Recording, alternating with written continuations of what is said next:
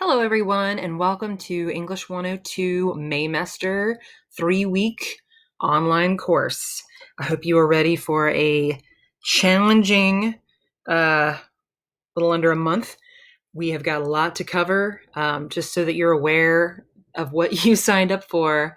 Um, Normally, this class would take 15 weeks to accomplish, and we still need to cover the same amount of ground as any course. So it's going to be pretty rigorous, quite rigorous. So buckle up. Here we go. I just wanted to give you a quick orientation of the course so you know where everything is moving forward, and you are welcome to get started as soon as you'd like. The course should be now open. You are welcome to go in and start looking at stuff, but I thought it'd be nice to give you a little tour first. So I'm Liz Bullfong. I'm the instructor for the course. I've given my email up here. I've got lots of places for you, but this is really the best way to get in contact with me. I do give my office and my office phone number, but like you, I'm also under house arrest, so to speak. So I'm not really supposed to be working out of my office. I'm going to be doing this from home primarily. So if you call me at my office or try to go there, yeah, I wouldn't really recommend doing either of those things. So send me an email. I do check my email regularly. Obviously, if you try to send me one at like 2 in the morning, I won't get it until the following morning because I'm old and I sleep. I go to bed at like 9 o'clock. So let's get going. But I will be checking it throughout the day, every day. So as I said, this is a pretty rigorous course and we need to cover a lot of ground. So one thing that I found has been helpful for my other classes, and you are welcome to do it as well. I've set up a Remind class. It's an app through your phone. You certainly don't have to sign up for this, but if you would like to get text message reminders sent to you, I will not have your phone number. You will not have mine. It's all done through the app, kind of anonymously. But I've given you the link here to join the class. The way I do it is that I send out a reminder that something is due the day before, and I send it out at 5 p.m. Okay. So let's say you might have like a rough draft due the following day, maybe a quiz on something as well, because there will be days where you have more than one assignment due. It's just the only way to make it work. I tried to stagger things as much as possible, but it is what it is. So you'd get a reminder the day before at 5 p.m. So if it slipped your mind, or if you're not like, oh, I'm not sure if I need to turn in my post this day or this day, well, you'll get the text for it. So feel free to sign up for that. Hope you do. And if you don't like it, you can always cancel it if you're like, oh, this is too much. Nothing beats a good old-fashioned calendar, right? So another thing that I've got set up to help y'all, and I really hope you take advantage of it. We don't have time to do collaborate sessions because it's just a 3-week class. So what I'm going to do, and of course these are optional, but I'm going to be in collaborate in a little classroom that I've set up. It's a good way to look at stuff together. We can do file sharing. I'll give you the mic so you can actually talk to me and I can talk to you. So it's like the closest thing to an actual physical meeting with each other. And I will be in there for 2 hours every day, Monday through Friday. If I have to cancel that for some reason, I'll put out an announcement. But I plan to be in there waiting to help you. This is a great place to get feedback from me on assignments. I love giving feedback to students. I really do. It's one of my favorite things.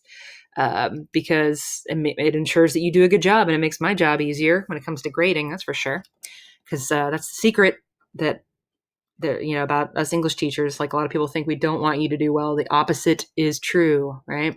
It's really easy to grade good essays and good assignments. It's hard to grade bad ones. So you're doing us a favor when you do a good job.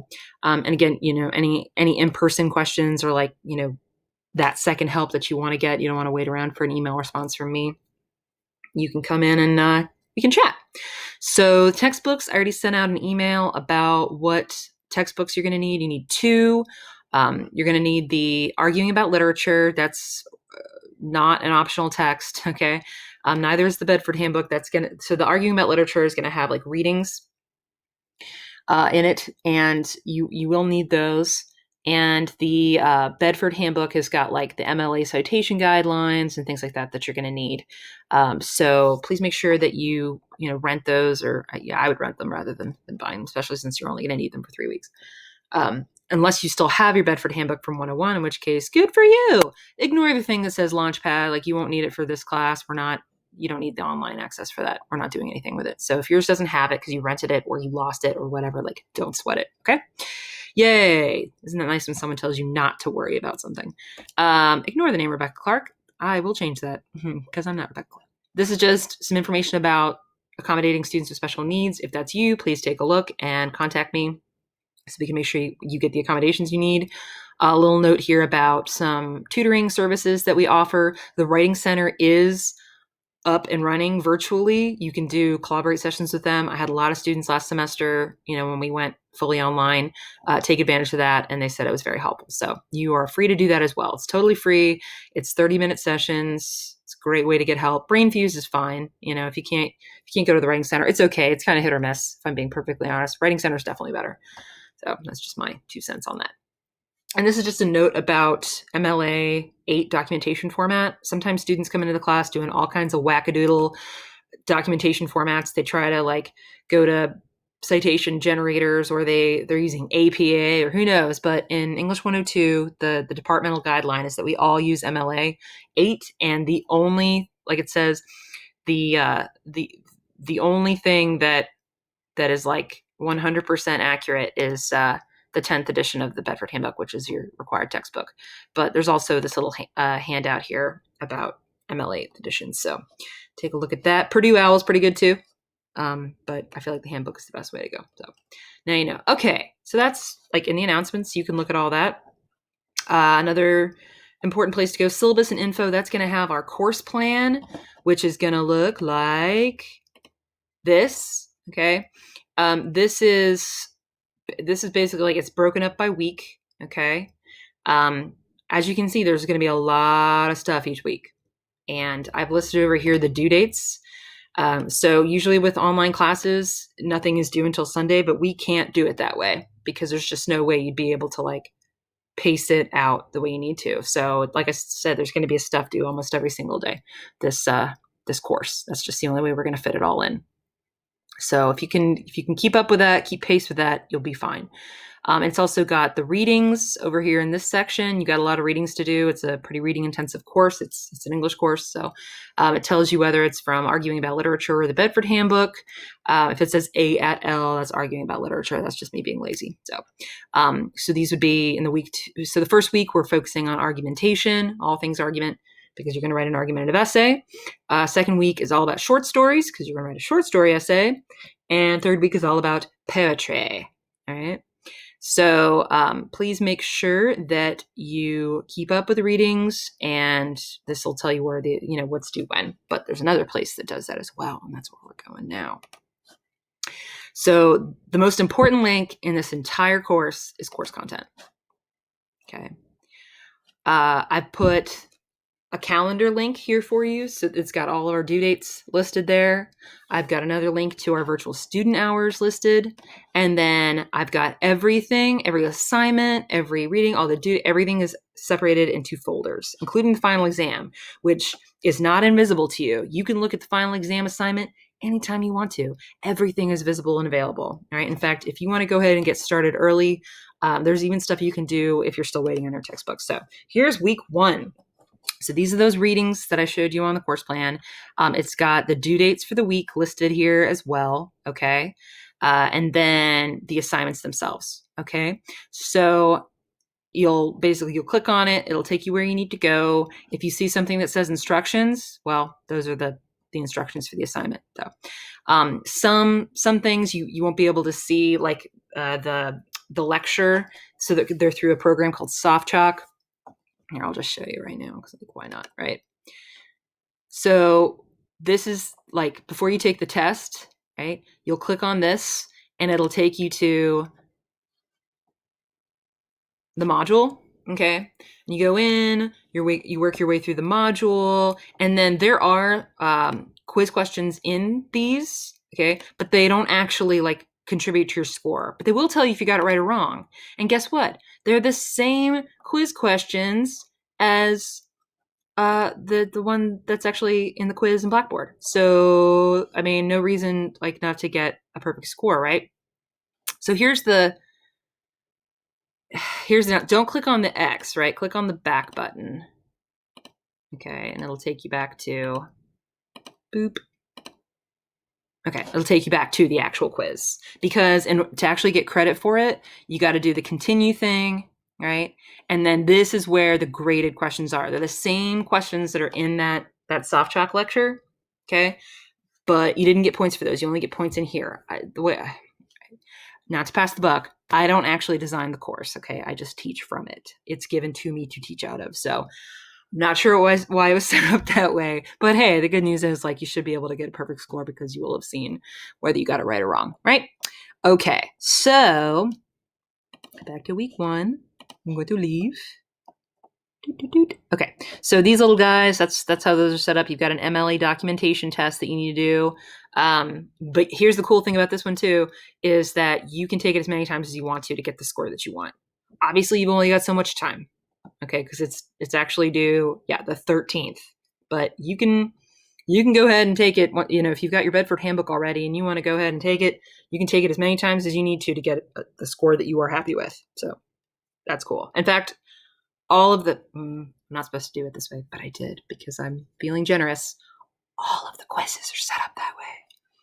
So if you're not happy with the quiz score that you got, you can go back in and redo it as many times as you need to get the score that you want until the due date has passed. After that, it's passed. You can't do it anymore. So heads up. I've got so again, like soft chalk style lecture with quiz attached. Another discussion board. I've got some screenshots here on how to search the databases for sources, because you're going to need to do that for the argument essay. Speaking of, here's the actual link to the essay. Here's where you're going to post your rough draft, or your peer review, all that stuff. Okay. So I'm going to put out an announcement kind of reminding everybody of what's due this coming week. So keep an eye out for that. But maybe you're wondering, well, what can I do without my textbooks? There's actually quite a lot you can do in this first week without your textbook. You can definitely do this introductory discussion board. You can definitely do the student information and acknowledgement form.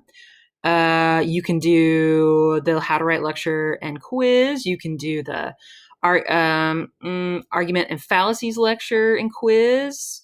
You can definitely look at the essay assignment because it's due at the end of the week. So I would definitely look at that as soon as possible. Lots of things. So if you're still waiting on your textbooks, don't panic. There are things you can do. So that's week 1. Week 2, right? Same thing, readings. And you can always read ahead. If you got a little extra time, it's not a bad move to read ahead. Due dates for the week, some more of these, like that kind of style of the lecture and quiz. Then you're going to turn in the final draft for your essay 1. There's a blog assignment, some more lecture and quizzes. And then here's the short story essay instructions, so you can see what you're supposed to be doing for that. You're going to post your rough draft. So the format's going to be kind of the same for each essay, right? In that you're going to post a rough draft to a discussion board, and then you'll have a couple of days to give and receive replies for your draft and other people's drafts. And just so you know, the replies are worth just as much as the draft itself, because it's so important that people give good feedback to each other, beyond just, wow, you did a really great job, I'm so impressed, right? That's, we all know how helpful that is. It's not that helpful. And usually people don't believe you when you say that anyway. They're like, really? I mean, maybe it was great. I don't know, but I think you can be a little bit more substantive than that. And the instructions do give you some guidance on some things that you can talk about and focus on. Okay. And then week 3, I'm going really fast. These are all poems. So before you freak out and say like, oh my God, so many readings. No, these are like a page each, except for the last one, right? It's poems. We've got our due dates for this week. So for this third essay, the critical analysis essay, you're actually gonna, because it's a research paper, you're actually gonna be doing an annotated bibliography. Say that 3 times fast for it, which is really helpful toward the actual paper itself. So it's not just extra work. I'm not a fan of extra work, personally. Then the final draft of the short story essay, you have to get your peer feedback and everything. And then, you're going to turn in, you're going to once again get feedback from your peers and all that stuff, right? Rough drafts, all that. And then turn in the final one. And then the final exam, right? Which for that, basically, you're going to read a play. It's a 1-act play, though. It's short. It's called Trifles. It's actually really good.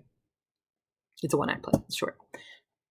And you're going to read a little bit about some theoretical perspectives that can be applied to the play, and then you're going to talk about that in your discussion board. It's just like a single discussion board post. So, because it's got to be a quick turnaround on that, you will have just turned in your critical analysis essay. So, I don't want to give you anything too terribly challenging to do for the final. You're welcome. Okay, so obviously that was a lot to cover really, really quickly, and for that, I hope I didn't freak you out too badly. But yeah, like I said, you can go ahead and get into week 1, start kind of clicking around and looking on stuff. The quizzes have, you can do multiple attempts, so you don't have to worry about like, oh, I went in and looked at it and then it won't let me back in. Like that shouldn't happen. And here's the other thing too, if anything weird does happen, okay, like I said, I'm given this course to work from, so I've tried to go through and eliminate as many possible quirks as I possibly can, but I am only human. So if I missed something or something's wrong or a link is broken or who knows, right? If something happens that is confusing or seems wrong to you or problematic to you, just send me an email as soon as you can and I will respond as soon as I can. And whatever it is, we'll fix it. Don't panic. Don't get angry. Like everything will be fine. We will fix it. Right? So with that, I look forward to working with y'all. Keep an eye out for an announcement from me when the class starts on Monday. But like I said, you are welcome to go ahead and get started on whatever you want. If you don't have to, of course, but if you're looking at all that and thinking like, "Ooh, I better get going," yeah, I would probably have the same reaction. Believe it or not, I actually scaled back. There's not as many assignments as there would be in a 15-week course because but I couldn't cut everything out. So I think if we just work hard, stay focused, and keep pace with everything, ask questions when we have questions, then there's no reason y'all can't crush it in this 3-week advanced fast track course. And with that, I say farewell, and I look forward to working with you. Let me know if you have any questions. Feel free to shoot me an email, and enjoy your weekend before the madness begins. All right, take care. Be well. Wash your hands. Don't touch your face. Bye.